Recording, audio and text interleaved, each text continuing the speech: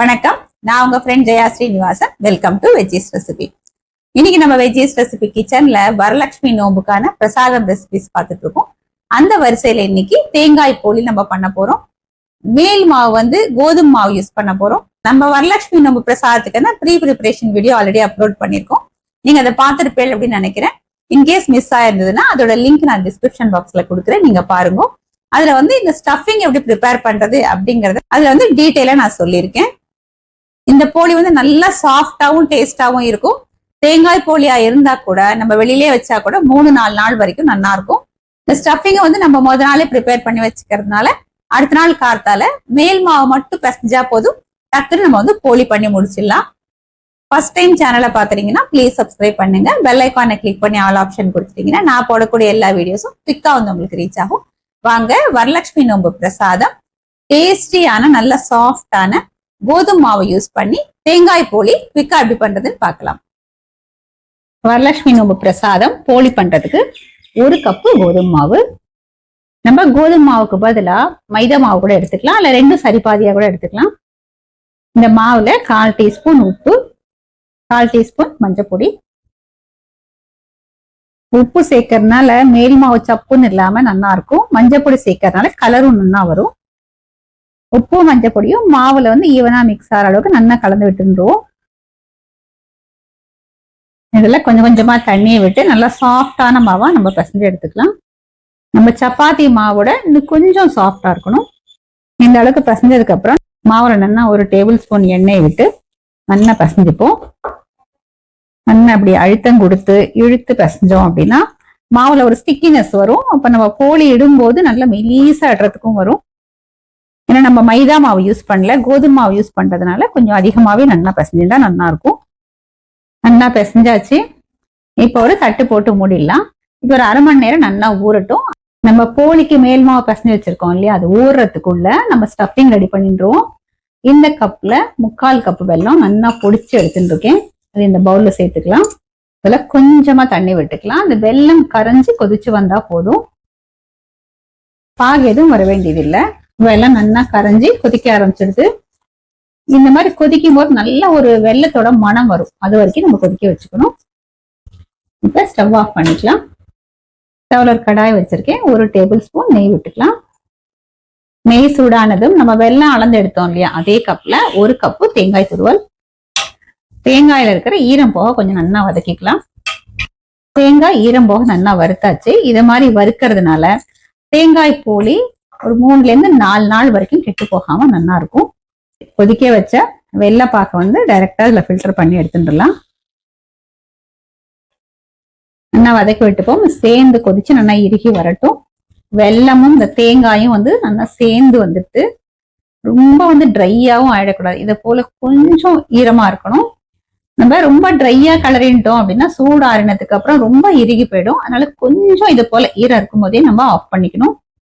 இதை ஆஃப் பண்றதுக்கு முன்னாடி இதுல 1 டேபிள் ஸ்பூன் அளவுக்கு பொட்டுக்கடலை மாவு சேர்த்துக்கலாம். பொட்டுக்கடலை என்னன்னா மிக்சியில அரைச்சி சலிச்சு சேர்த்துக்கோங்க. ஒரு 1/4 டீஸ்பூன் அளவு ஏலக்காய் பவுடர்.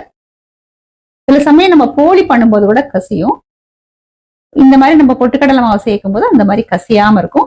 இதை போல கொஞ்சம் ஈரம் தெரியுது இல்லையா, இந்த மாதிரி இருக்கும் போதே நம்ம ஸ்டவ் ஆஃப் பண்ணிடலாம்.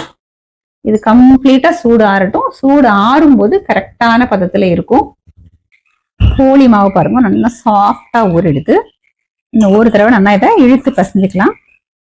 மாவு இந்த அளவுக்கு சாஃப்டா இருக்கும், நமக்கு போலி வந்து நல்லா மெலீசா இடுறதுக்கு வரும். போலி பண்றதுக்கு இதை போல வாழை இலை அல்லது பிளாஸ்டிக் ஷீட் கூட நம்ம எடுத்துக்கலாம். இது லேசா வந்து எண்ணெய் அப்ளை பண்ணிடுவோம், ஒட்டாம இருக்கும். போலி மேல் மாவுக்கு நம்ம ப்ரிப்பேர் பண்ணி வச்சிருக்க மாவுல இருந்து சின்ன உருண்டை நான் எடுத்துட்டு இருக்கேன். லேசா எண்ணெயை தொட்டு இது கொஞ்சம் சின்ன பூரி மாதிரி இந்த அளவுக்கு பண்ணிக்கலாம். இது கையாலேயே ஈஸியா பண்ண முடியும். இந்த ஸ்டஃபிங் இதை போல வச்சுட்டு இந்த சுத்தி இருக்கிற எக்ஸ்ட்ரா மாவை இதை போல க்ளோஸ் பண்ணிக்கணும்.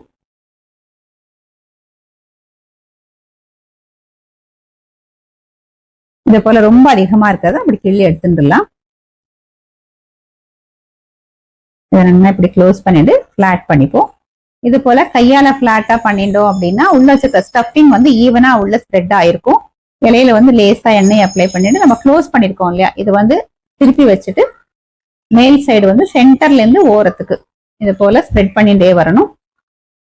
இது போல கையால ஸ்ப்ரெட் பண்றது கஷ்டமா இருந்தா ரோலிங் பின் இருக்கையா, சப்பாத்தி எல்லாம் பண்ணுவோமே, இதுக்கு லேசா எண்ணெய் அப்ளை பண்ணிட்டு இதை மாதிரி மெலீஸா நம்ம பண்ணிக்கணும். ரொம்ப வந்து ப்ரெஷர் கொடுக்காம இதை போலயே நம்ம பண்ணிக்கலாம். நம்ம மாவு நன்னா பிசைஞ்சிருக்கிறதுனால ஈஸியா இருக்கும், ஒட்டாது, ஈவனாவும் ஸ்ப்ரெட் ஆயிடும். திருப்பறதுக்கு வந்து நம்ம இலையே திருப்பிக்கணும், இலையோ அல்லது ஷீட்டோ நம்ம எதுல பண்றோமோ அதையே வந்து இது போல திருப்பிக்கணும்.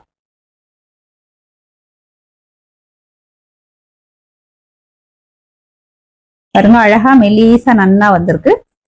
ஸ்டஃபிங் வந்து ஈவனா ஸ்ப்ரெட் ஆயிருக்கு. கல் நல்லா சூடாயிடுது. லேசா வந்து எண்ணெய் அப்ளை பண்ணிருக்கேன். நம்ம பண்ணிருக்கிற போலியை அந்த கல்ல போட்டுருவோம். கொஞ்சம் அது சுத்தி எண்ணெய் விட்டுருவோம். ஃப்ளேமை வந்து மீடியம்ல வச்சுக்கலாம். அது வந்து பொறுமையா நல்லா வேகும். போலி பாருங்க அழகா நல்லா பொங்கி வந்திருக்கு. அழகா மேல லேயர் அந்த மாவு தனியாவும் கீழே லேயர் மாவு தனியாவும் சென்டர்ல ஸ்டஃபிங்கும் சாப்பிடறதுக்கு ரொம்ப நல்லா இருக்கும். இதே நம்ம இந்த பிளேட்ல எடுத்துருவோம். இதே மாதிரி தேவையான அளவுக்கு பண்ணி எடுத்துக்கலாம். வரலட்சுமி நோம்பு பிரசாதம் தேங்காய் போலி கிளாஸா வந்திருக்கு பாருங்க, நல்லா அப்படியே சாஃப்டா இருக்கு. சைஸ் வந்து நம்ம இஷ்டம் தான், சின்ன சின்னதாகவும் பண்ணிக்கலாம், இல்ல பெருசு பெருசாவும் பண்ணிக்கலாம். மேல் மாவுக்கு நம்ம கோதுமை மாவு யூஸ் பண்ணாலும் நல்லா சாஃப்டா வந்திருக்கு. உள்ளேயும் பாருங்க ரொம்ப நல்லா வந்திருக்கு. ஸ்டஃபிங் பாருங்க நம்ம நிறைய அழகா ஸ்டஃப் பண்ணியிருக்கோம். சாப்பிடறதுக்குமே ரொம்ப டேஸ்டா இருக்கும். வரலட்சுமி நோம்பு பிரசாதம் தேங்காய் போலி சூப்பரா ரெடி ஆயிடுது. அப்படியே சாஃப்டா வந்திருக்கு. சுவாமிக்கும் நைவேத்தியம் பண்ணியாச்சு. எந்த அளவுக்கு சாஃப்டா வந்திருக்கு அப்படிங்கறத நம்ம பார்த்துட்டோம். இப்போ வந்து நம்ம பிரசாதம் எடுத்துக்கலாம். பாருங்க எவ்வளவு சாஃப்டா இருக்கு.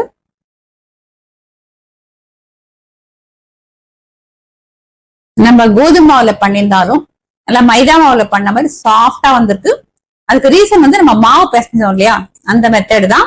ஸ்டஃபிங் வந்து நம்ம கரெக்டா வதக்கின்றதுனால ரொம்ப ட்ரையா இறுகியும் போகல, அது நேரம் கசிஞ்சியும் வரல, ரொம்ப கரெக்டா வந்திருக்கு. மாவு வந்து மேல ஒரு லேயர் கீழே ஒரு லேயர் சென்டர்ல வந்து தாராளமா அந்த ஸ்டஃபிங்கோட போலி சாப்பிடறதுக்கு ரொம்ப டேஸ்டா இருக்கு. நம்ம இந்த ஸ்டஃபிங்க முத நாளே ப்ரிப்பேர் பண்ணி வச்சதுனால வரலட்சுமி நோம்பு அன்னைக்கு காத்தால ஜஸ்ட் இந்த மாவு மட்டும் பிசைஞ்சுட்டாலே போதும், டக்குன்னு வந்து போலி பண்ணிடலாம். டைமும் சேவ் ஆகும், டென்ஷனே இல்லாம பிரசாதமும் நமக்கு சீக்கிரம் ரெடி ஆயிடும். இதே மாதிரி இதே மெத்தட்ல இதே அளவுகளோட வரலட்சுமி நோம்பு அன்னைக்கு இது போல நீங்க தேங்காய் போலி ப்ரிப்பேர் பண்ணி பாருங்க. ஃபர்ஸ்ட் கிளாஸா அமையும், எல்லாருக்குமே ரொம்ப பிடிக்கும். ட்ரை பண்ணி பார்த்துட்டு எப்படி வந்ததுன்னு கமெண்ட்ல சொல்லுங்க. லைக் பண்ணுங்க, உங்க ஃப்ரெண்ட்ஸ் அண்ட் ஃபேமிலியோட ஷேர் பண்ணுங்க. இன்னொரு வரலட்சுமி நோம்பு பிரசாதம் ரெசிபியோட நாளைக்கு நான் உங்களை மீட் பண்றேன். தேங்க்ஸ் ஃபார் வாட்சிங்.